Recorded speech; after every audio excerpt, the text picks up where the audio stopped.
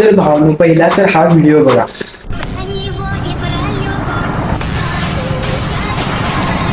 Cutout transaction effect. तर त्याला आता बघायला CapCutमध्ये कसं क्रिएट करायचा. त्याआधी तर या व्हिडिओवर 10K व्ह्यूज कंप्लीट झाले तर पुढच्या व्हिडिओमध्ये मी तुम्हाला RX100च्या रॉकलेट फ्रीमध्ये देतो.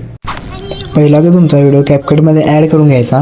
त्यानंतर सेकंड क्लिपचं डुप्लिकेट करून घ्यायचं आणि त्याचा ओव्हरले करून त्याच्या आधीच्या क्लिपच्या खाली आणून लावायचं आणि त्यानंतर रिमूव्ह BG जाऊन त्याचा बॅकग्राऊंड रिमूव्ह करून घ्यायचं. बॅकग्राऊंड रिमूव्ह करून झाल्यानंतर त्या व्हिडिओला प्रॉपर ॲडजस्ट करून घ्यायचं.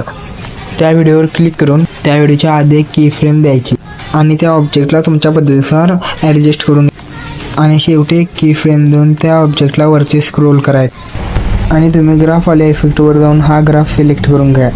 त्यानंतर इफेक्टवाल्या ऑप्शनवर जाऊन ट्रिम्बल झूम हा इफेक्ट ॲड करा आणि तुमचा व्हिडिओ एक्सपोर्ट करून घ्या.